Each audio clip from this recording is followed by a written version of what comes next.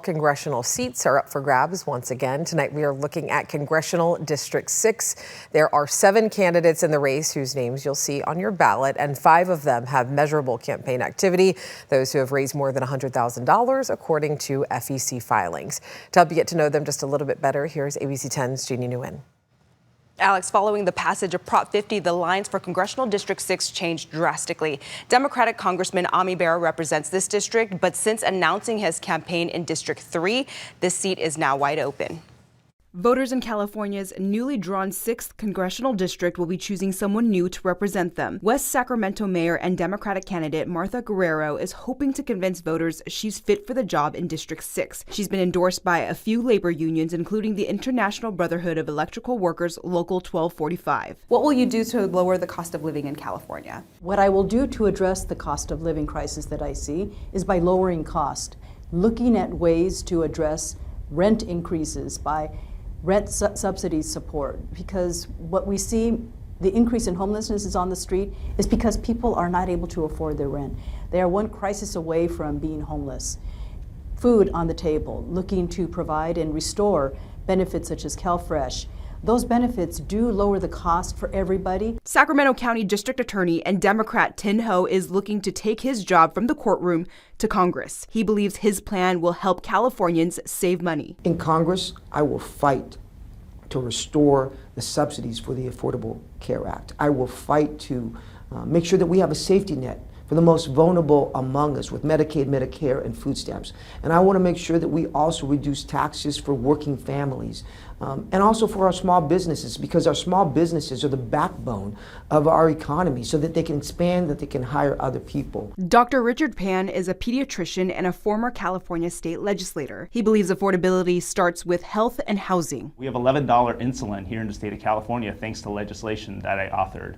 I worked to try to be sure we increased more housing, got people housing help, right? We cut the number of uninsured by 2/3. That's the kind of results people want to see. So I'm going to continue to work in Congress to do what we can to bring down prices. Congressman Kevin Kiley currently represents District 3 and won that seat as a Republican. Following Prop 50, he launched his campaign for the newly redrawn District 6 and changed his party to independent. He's hoping his time in Congress will prove to voters he's worth voting for. I've introduced legislation to make it so California has to lower its gas tax. I think that we pay far too much for gas in California. We have the highest gas tax in the country, and my legislation would give Californians immediate relief. But then I'm also fighting against policies in Washington, D.C. that raise the cost of living. Like I voted to cancel tariffs that were causing the cost of living to go up. Democrat Lauren Babb Tomlinson is a mom and executive for Planned Parenthood Advocates. She's been endorsed by the Planned Parenthood Action Fund. Her plans to lower the cost of living are inspired by her own lived experiences. Making sure that companies aren't jacking up the prices at the grocery store. We've got to find federal relief at the gas pump. And for me, childcare is deeply important. As a mom, I pay more for my daycare than I do my mortgage, and costs keep going up, but inflation is just rising for families. So we absolutely have to pay attention to the affordability and make it a priority in this Congress. The California Teachers Association, representing teachers all across the state, endorsed Dr. Pan for this seat, while Ho received endorsements from major Sacramento leaders like Mayor Kevin McCarty and Sacramento County Sheriff Jim Cooper. Congressman Kiley was previously endorsed by President Donald Trump when he was a Republican running for re-election in District 3. But now, Kiley doesn't have any recent endorsements. During a time when the political tension is high, candidates say the focus should be the people. How will you work across party lines to get things done for your district? My door has always been open to anyone who wants to be constructive. I'm a problem solver. As a doctor, I work with families to solve problems. I did that in the state legislature. I've worked in a bipartisan manner with other representatives, particularly in our region. Our region has a mix of people from both parties representing our region. We had our differences, but when it came to things in our region, we worked together. I'm going to continue to do that in Congress as well. I'm a problem solver. Problem solving means looking past ideology, looking at the facts, and saying that we can come up with a solution that we can agree on. I've worked across the aisle. I've worked with multiple different agencies and across the region and community-based organizations in order to reduce human trafficking, to fight fentanyl deaths. And in fact, I was able to reduce fentanyl deaths by working across the aisle with many different organizations to reduce fentanyl death by 33%.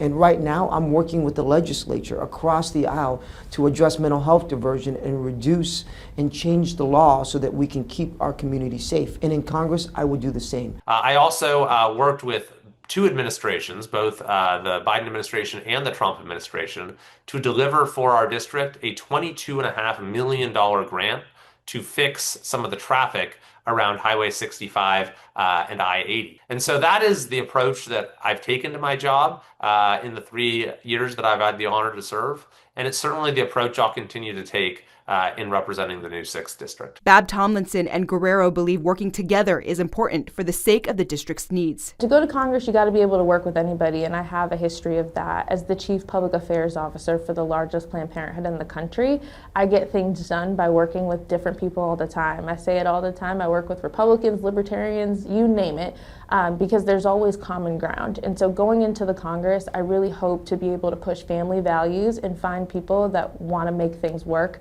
because that's what government is supposed to do, is make life better for families. And I have a history of doing that. As mayor, I have been working across party lines. It is a nonpartisan office. I've worked with Democrats, Republicans, small businesses, and I've been able to achieve our goals, working to make some compromises, but not compromising my values. I've been able to get things done so that throughout what we see here in West Sacramento has been achieved. We've seen some great progress made. And according to the Federal Elections Commission, here's how much each candidate we spoke to raised. Take a look. Kevin Kiley comes in with the most money raised at nearly $2.6 million. Thien Ho has raised about $645,000. Richard Pan is next at $564,000. Lauren Babb Tomlinson comes in with a little more than $375,000, and Martha Guerrero has raised about $170,500. Now, all other candidates running in this race and how much they've raised can be found on our website at abc10.com. Alex.